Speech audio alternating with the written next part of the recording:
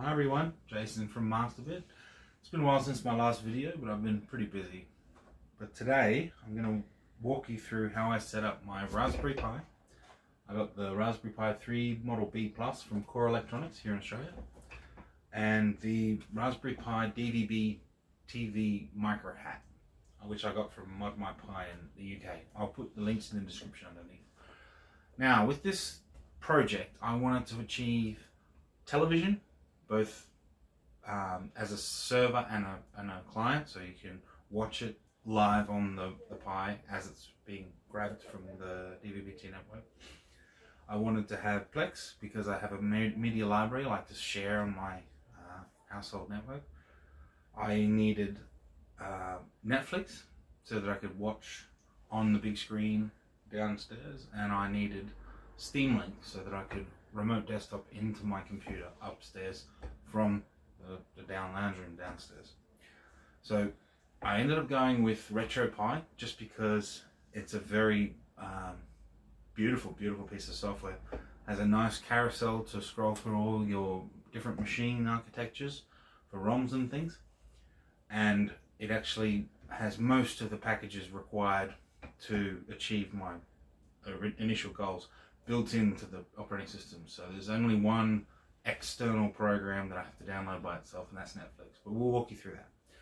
So let's get started.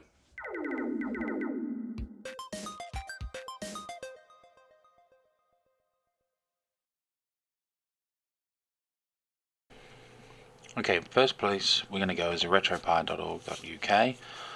Click on the download link and download the image for your Raspberry Pi. I've put the link in the description as well, so it's just a case of clicking on that. It'll download as a compressed file. You need to decompress that in order to have the actual image itself. And to make the SD, we got to run Win32 disk imager. Yes. Just browse to wherever you saved it. In my case, that is the desktop.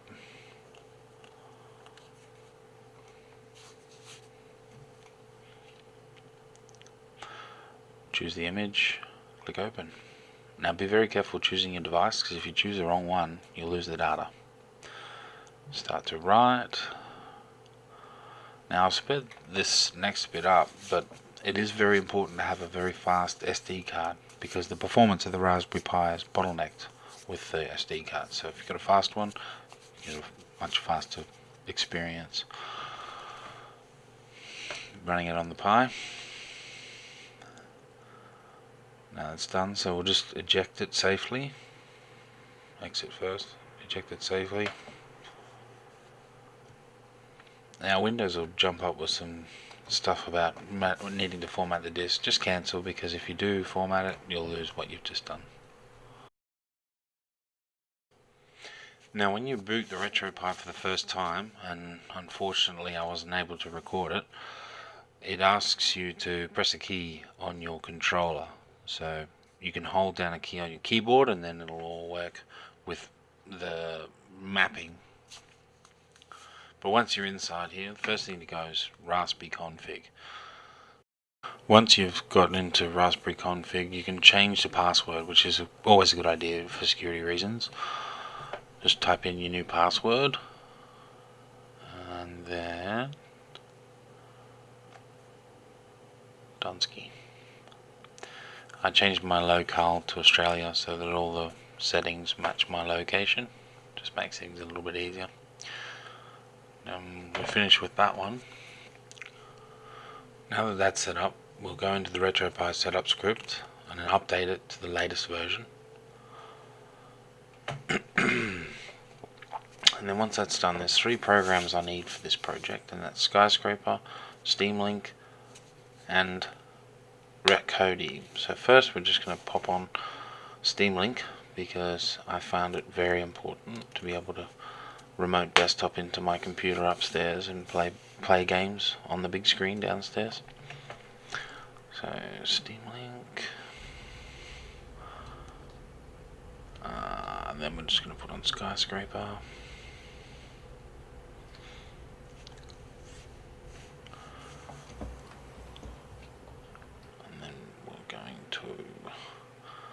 install Kodi from the optional packages.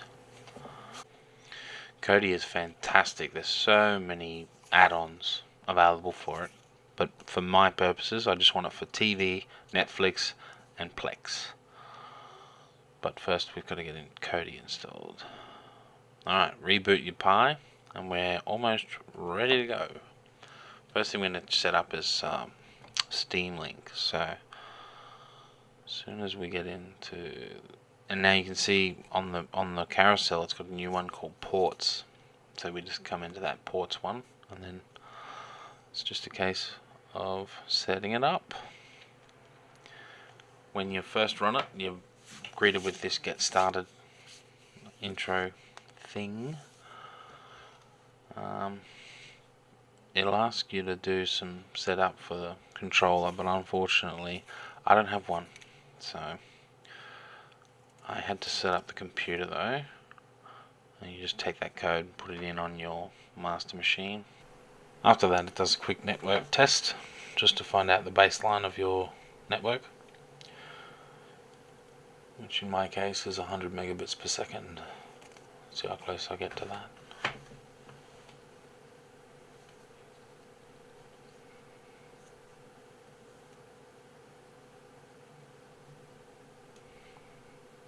There you go.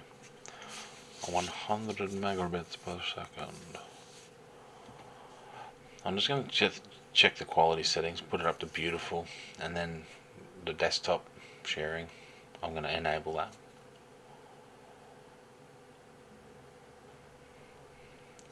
The overlays can be cool, but I'm going to leave it off.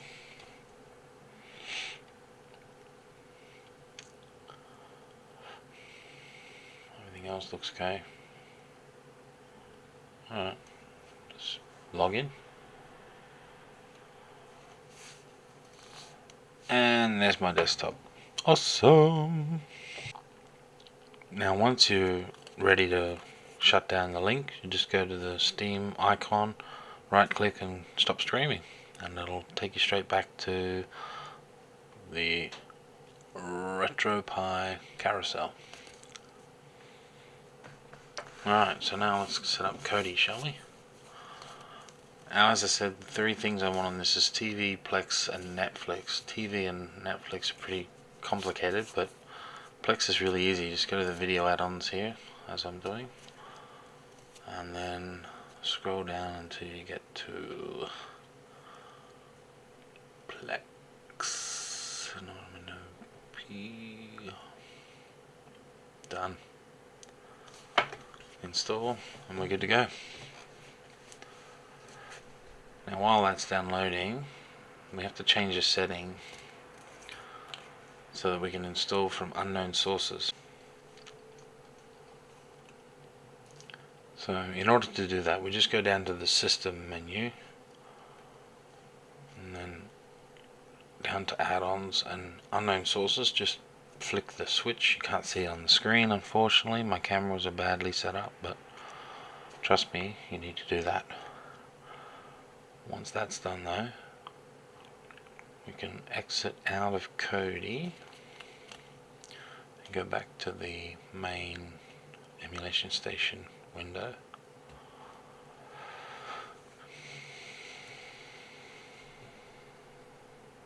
Nice. Okay, so now we have to exit out of emulation station as well, so we can work things on the command line. If you could just excuse my bad recording, all of the commands are listed on the description underneath the video. Hopefully you have a bit more luck just typing it in than I did, but when I finally get there, this has all come from a guide I found online at daily.com for how to set up Netflix on the Raspberry Pi. This is the condensed version of what I saw on their website. This takes ages, so I skipped it right to the end, and I forgot to re-enable it before I did the last command, which is pip install pip pycryptodomex, and that is the website that wget uses, also in the description, to download the Netflix repository, and then from there Netflix itself. So back into Emulation Station, into Kodi again.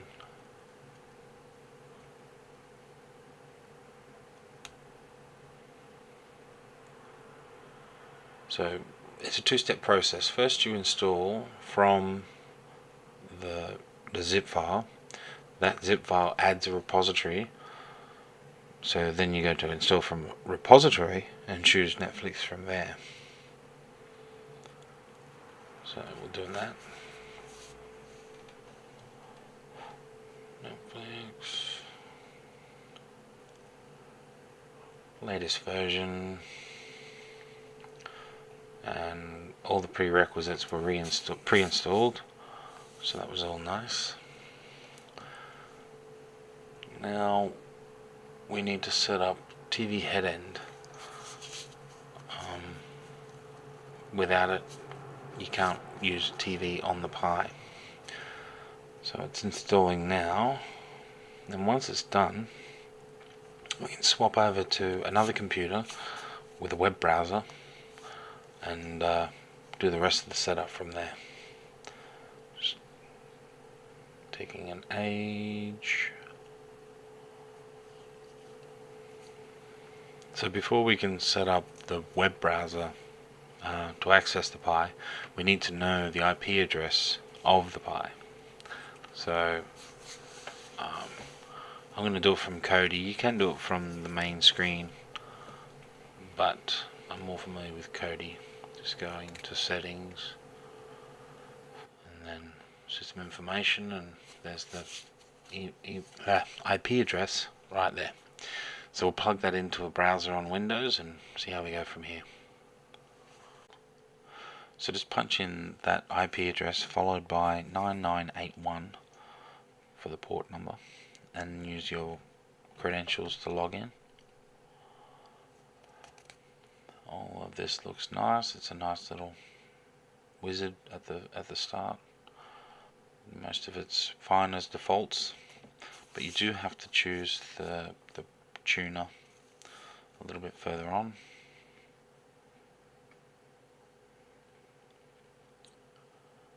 So just onto the tuner, choose the dvb-t network. I just chose the Auto Australia. And the scan took ages, so I've sped it up for everyone. Now the tuner that I chose is actually the dvb-t micro hat, and I got that from the UK. I'll put the link in the description down below the video. And it's a beautiful little unit. Comes with everything you need to set it up and get watching TV on your Raspberry Pi.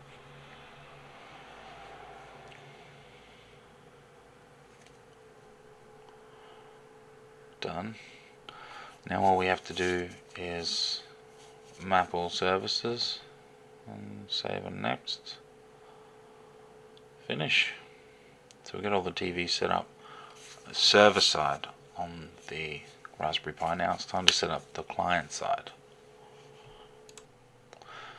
Now to set up the client side, it all happens through Kodi, so you actually have to install some software for Kodi. It's the PVR software, so it's just kodi-pvr, and then we're using TV headend as our server, so we have to install the client version for Kodi. So press to fill up the TV headend. Add the TV headend -hts. Done. Yes. Alright, so once you've installed the client software, there's a HTTP client you need to install, and put in the username and password that you set on the TV headend browser configuration, and then you should be able to access all of the channels as a client and server side on your Raspberry Pi. Restart.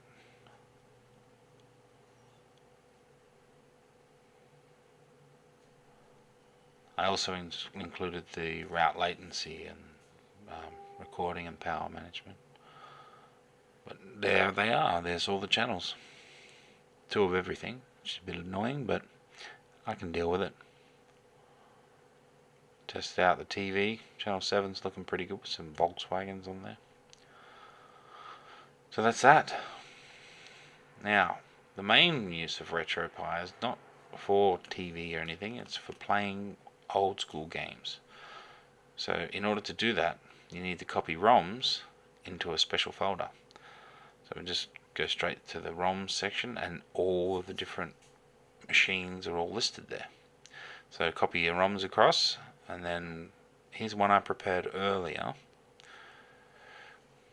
I've copied a few games across there, but as pretty and nice as it is, and you can see all the different machines coming up with their respective logos, which is really cool.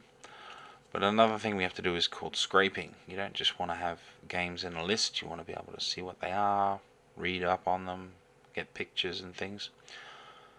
So we're going to run a setup script. I'll link it in the description underneath, and we're going to use that to configure Skyscanner, which we installed all the way back at the start of the video. So Skyscraper, the way to use this is pretty straightforward. Just click OK and launch it. Gather resources, and then you just select which machines you're gathering your resources for. So in my case, I'm just going to do PlayStation because there's only a couple. Just start that one up, and then quickly finishes, which is nice. But you also have to generate a game list as well. So for the same machine, start, and good to go.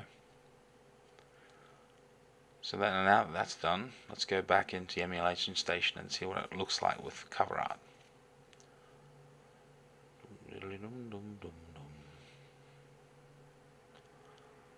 So just scroll through until we get to the PlayStation and have a bit of a squiz.